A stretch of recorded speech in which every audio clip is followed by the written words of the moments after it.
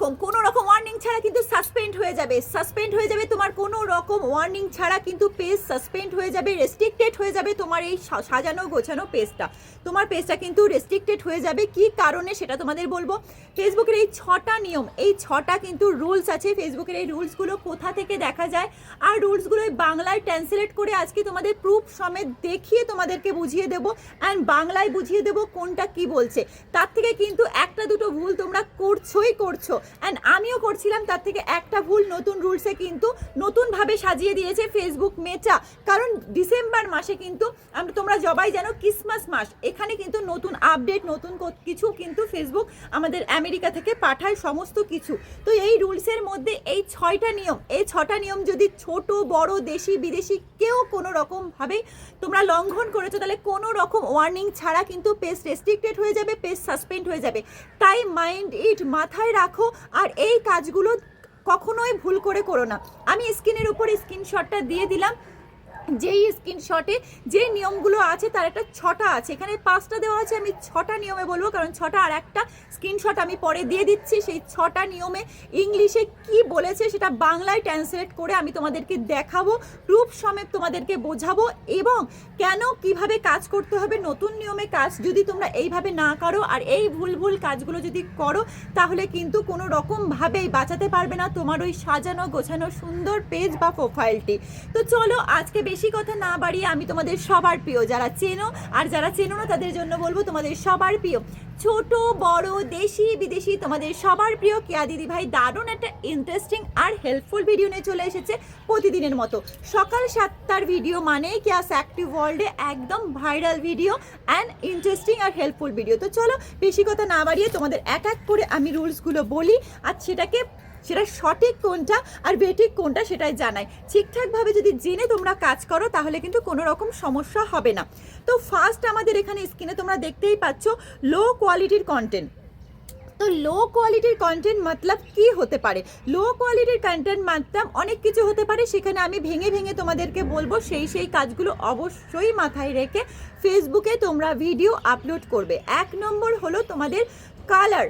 এই যে আমি ভিডিওটা করছি একটা সূর্যের আলোয় করছি, এখানে কালার, আমার কিন্তু ভালো ফোন না, তাহলে কি করব, আমরা কালারটাকে ভালো করার জন্য, আমাদের পিকচার কোয়ালিটি ভালো করার জন্য, কারণ কারোর সামনে গেলে সেটা যেন খুব সুন্দরভাবে প্রেজেন্ট হয়।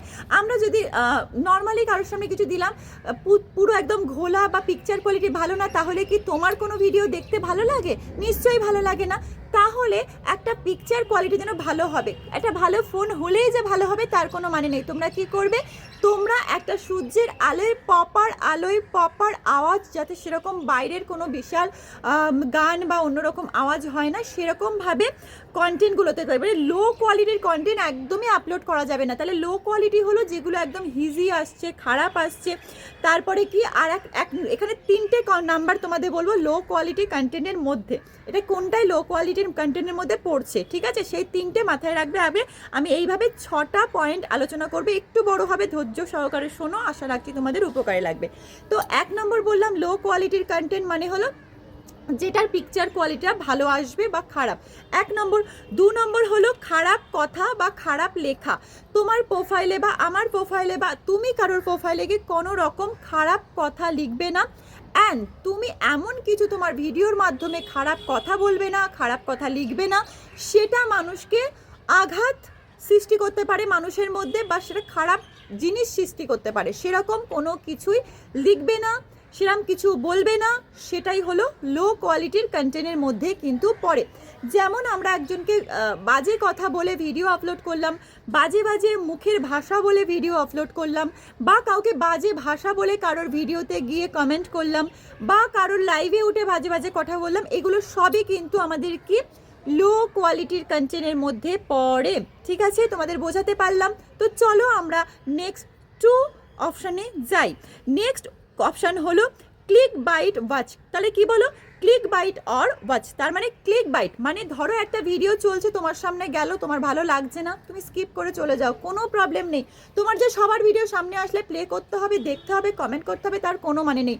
তোমার সামনে একটা বাজে ভিডিও আসতেই পারে, সেটা তোমার ভালো নাই বা লাগতে পারে, তাহলে তুমি কি করবে, সেটা কি দেখবে? তুমি একদমই দেখবে না। তাহলে তুমি কি করবে, সেটাকে স্কিপ করবে।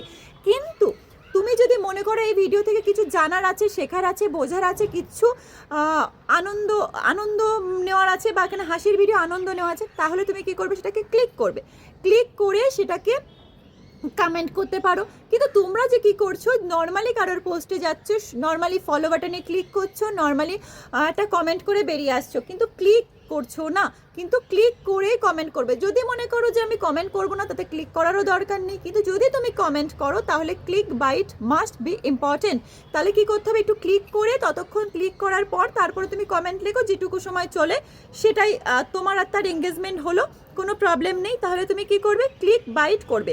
আর 2 নম্বর ক্লিক বাইটের অপশান হলো যে তুমি ক্যাপশন এক লিখেছো, তুমি তোমার আইডিতে কোনো ভিডিও, ফটো, রিলস কিছু একটা পোস্ট করলে সেখানে ক্যাপশন এক লিখেছো, কিন্তু ভিতরে যে ঢুকে আমরা যখন ভিডিওটা প্লে করব, তখন দেখবো তার ভিতরে এমন কিছু নেই যেটা তোমার ওই ক্যাপশনের সঙ্গে ম্যাচ করছে।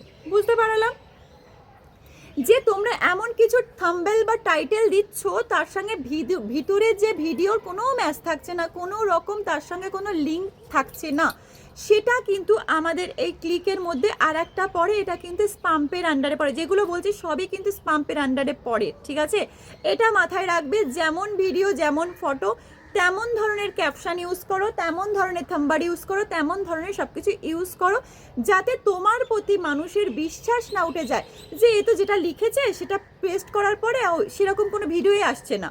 ধরো আমি লিখলাম, এখানে দেখা যাবে মিলিয়নের টিপস, মিলিয়ন কিভাবে হয় তার টিপস, কিন্তু আমি ভিডিও প্লে করার যখন প্লে করলে দেখলে, তখন দেখলে আমার কথার মধ্যে এমন কিছুই নেই যেটা মিলিয়নে যাবে আমার ভিডিওতে। এই রকম সেরকম খুলে দেখলে একটা হাসির ভিডিও আসলো।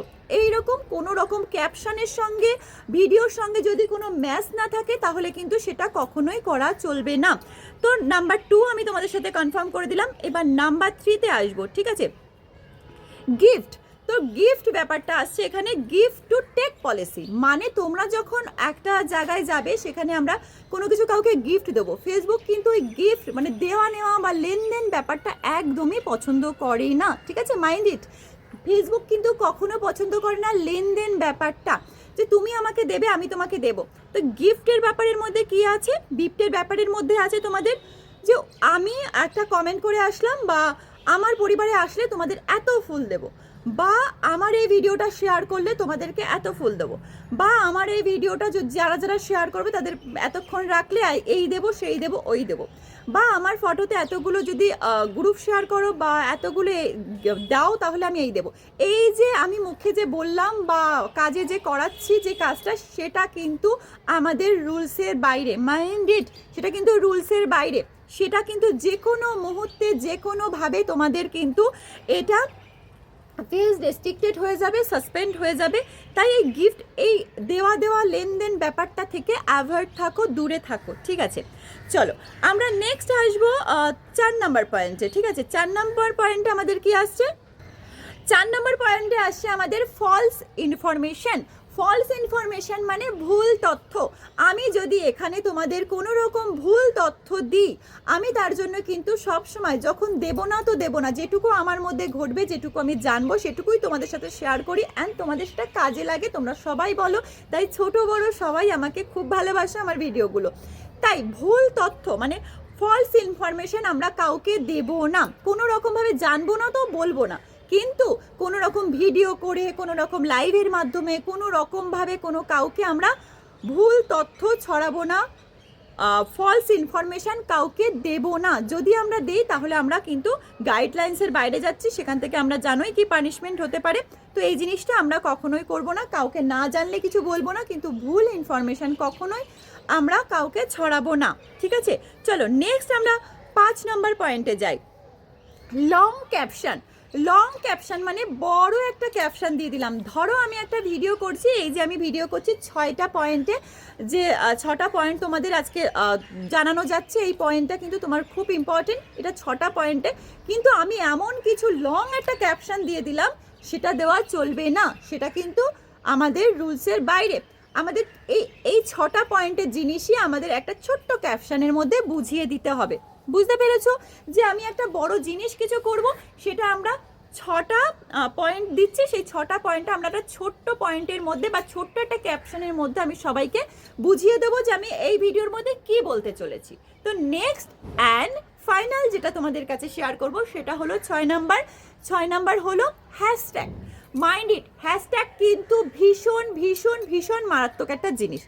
আমরা কোনো ভিডিওগুলো যদি আমাদের ফেস ভ্যালুটা ভালো থাকে, তো আমরা নর্মালি যদি অল্প হ্যাশট্যাগ বা হ্যাশট্যাগ না দিই, তাহলে আমাদের কিছু মানুষের কাছে এর থেকে ওর থেকে তার শেয়ারের মাধ্যমে চলে যাবে। কিন্তু আমাদের ফেস ভ্যালুটা যখন অনেকটাই কম থাকবে, গ্রোটা অনেকটাই কম থাকবে, তখন কিন্তু আমাদের হ্যাশট্যাগটা ভীষণ ইম্পর্টেন্ট।